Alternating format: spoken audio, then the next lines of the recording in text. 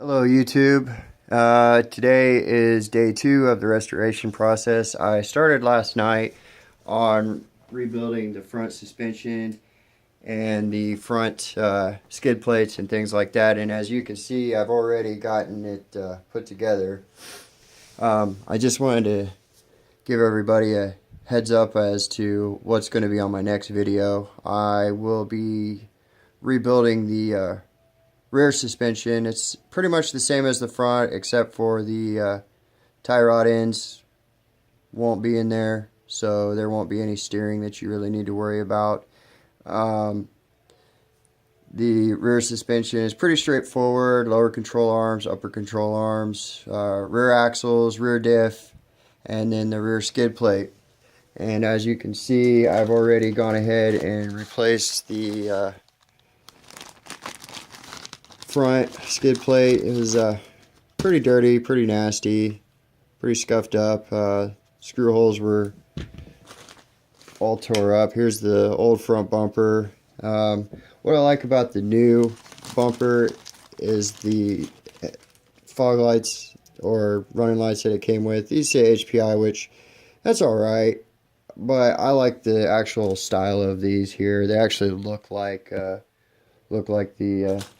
real headlights. And then here's the other baggie of parts. You can see here the purple, and I'm swapping everything out for the orange. And so it's a long process. It took me about 2.5 hours last night to get it tore down, and you can run the plastic pieces of all things through the dishwasher.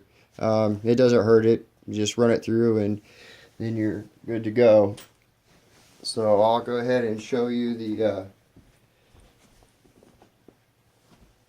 bottom here. Now, as you can see, the front looks new, with the exception of the lower control arms here. They're tore up pretty bad. They're pretty scuffed up, but the rest of it, as you can see, is a slow process. I've already cleaned out the transmission and oiled it.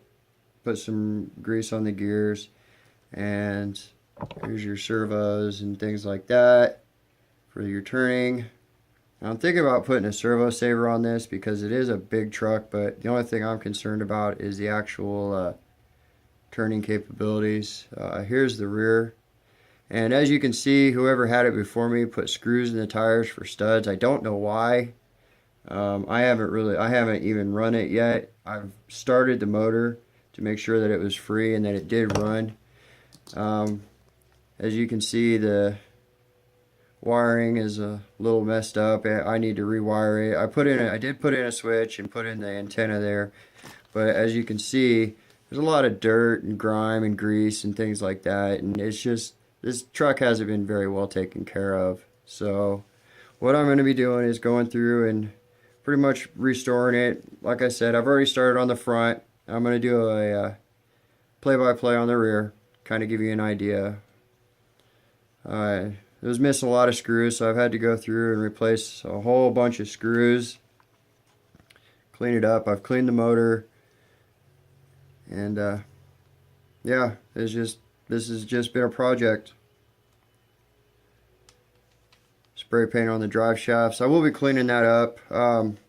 It came with a box of extra parts, so I've gone ahead and replaced the front drive shafts here with the black, just so that it kind of holds together with the whole black and orange motif that I've got going on. But as you can see, the front shocks are nice and smooth. There's no air in them. They sound nice and quiet. And the rear shocks, well, I mean, there's no oil in them whatsoever. So, but there you go, YouTube. I look forward to letting you all see the next step on the restoration of my Savage. Thanks for watching.